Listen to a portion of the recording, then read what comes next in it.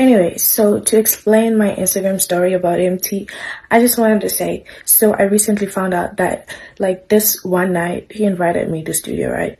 So turns out like he told me like when he texted me he was like we should work on music type shit, right?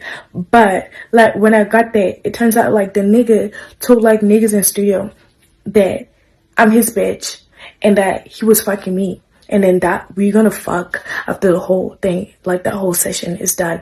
But now the crazy part is when I got into that session, niggas started leaving. You know, like a couple of niggas left because when I got in there, it was like probably close to like 20 niggas in like the studio. But then like niggas left, you know. So like I didn't really think much of it because it's like, oh, I'm hosting like a studio camp, blah, blah, blah, all that stuff. And then I came like very late because I had other things to do like during the day. So like by the time I got there, it was like very, very late, you know. Anyways, so I recently like found out like midnight, like after midnight, a bit after midnight, that like he actually told everybody in that studio that like my bitch is coming, blah blah blah blah, and niggas should leave because he's trying to fuck me. Apparently, he is trying to fuck me. Hello guys, and I'm back with another video. If you're new, please don't forget to subscribe to this channel. Don't forget to like this video. Don't forget to share the video if you find the video informative as well. So guys, there's been a trending video of Azanian Doll owaziwa kakhulu laphana ke bathi ke OnlyFans. She is an OnlyFans model and a rapper. Azanian Doll had some allegations against MT. So MT addressed abantu ke about these allegations. So he addresses OnlyFans model and rapper Azanian Doll's intrusive allegations. When it rains, it truly pours, and MT is feeling the storms full force right now. Just days after a fallout with his friend Loli Native, the hustler finds himself tangled in a new controversy. This time, it's steamy allegations from Azanian Doll that have been stirred up around him in a video that taking the internet by the storm. Azanian Doll claimed that MT posted to his studio crew about his plans to hook up with her. So njengoba echazile lapha Azanian Doll ukuthi MT wayelokhu eshaya isifuba ukuthi yena ke kuno sisi ke usho ngendlela ke asho ngayo, you know indlela abakhuluma ngayo as abantu be hip hop, so kube nenhlambanyana. So I'm avoiding lento yenhlamba la emavidweni. So guys, to explain my Instagram story, to quote lapha ke yona ke lento kaze kade khuluma kuyona video ke, I just want to say I recently found out that this one night he invited me to the studio, right? When he texted me, he said he should work on music, but when I got there, it turns out like the nigga told niggas in the studio that I'm his BH what something yes, and he was FN me, and that we gonna F after the studio session is done, she said.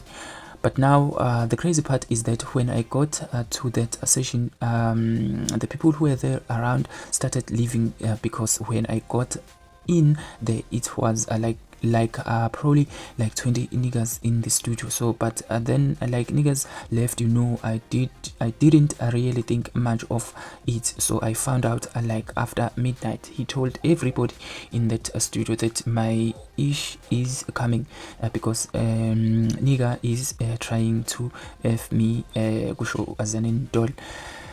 Okay, so I saw this video and I was wondering ukuthi ngempela ke, is this really true ukuthi ke MT engenza ke into efana naleyana yabo? We know abantu ke ukuthi we may judge bona ke yabo ngenye indlela outside, but then ke behind the scenes asazi ukuthi benzani yabo. So MT abantu kuma comments ale video abanye bathi okay ngenzeka ukuthi wazama ukukhuluma nayo le ntombazane, and since umsebenzi wayo vele lo ukwenza ama video ngalendlela abakwenza ngayo lapha OnlyFans nani, so kungenzeka ukuthi MC naye MT I mean wazama le nhlahla yakhe and then mhlawumbe wafaila, we don't know. But then futhi ke a crazy part la engibona khona mina yabo nje, if you look at a facial facial expression yalo sis during speech sakhe, you will see ukuthi okay fine, there may be some lies la kule speech sakhe. Kungenzeka ukuthi ke kunomuntu, cause if ever MT akhuluma ngalendlela akhuluma ngayo during the time esenalabantu labo ayenabo yabo wona amajita akhe noma abangani bakhe or i-crew yakhe yesistudio lapho, okay fine. But ubani ke lo Pho othe mayesekhuluma after yena wanesibindi sokuthi ke athi atshele lo ntombazana ukuthi uMT wathini ngayo estudio, and inhloso yakhe kwakuyini. If ever MT ayisho ngempela leyo nto leyo eshiwo ile ntombazane le, ubani loyo wayesezincengela ngalendlela yokuthi ke uze akhiphe indaba nje abayikhulumayo njengamajita mhlambe, ngoba kungenzeka okay fine ukuthi wayikhuluma wayisho leyo nto leyo bla bla bla, kodwa sasikuphika isidingo salowo mjita ukuthi azakhulume nale ntombazane ayireportele yonke lento ayireportela yona. I think there's someone futhi esayidini nje ozama ukudicilela isithunzi sika MT ngalendlela le azama ngayo, yabo. I don't know. This is assumptions nami ke enginawo. So MT responded regarding these allegations. In response, MT tackled the allegations directly, yabo, affirming that he has a family to consider and no interest in getting involved with an OnlyFans artist. He made it clear nje laphana that such drama is far beneath him. I have a family of my own, kusho yena ke MT. The F testing over a lame clouds chasing desperate over some everybody janjan, even Nota hit at that, kusho yena ke MT. So this is ilento zani handle yakhe yaku, I think this is Instagram, if not X.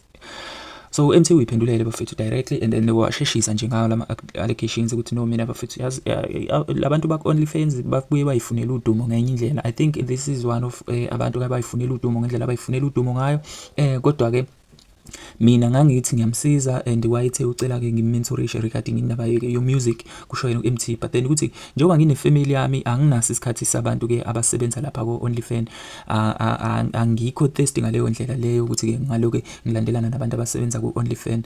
Umuntu oyaziyo futhi lento yalo sisi uNotha, and uNotha uyena umuntu owakwayithola ngalo sisi. But then guys, I don't know ukuthi nina yini engayibeka la kwi comment section mayelana ke nale video, like, because I feel like there is someone who's trying to trash MT down.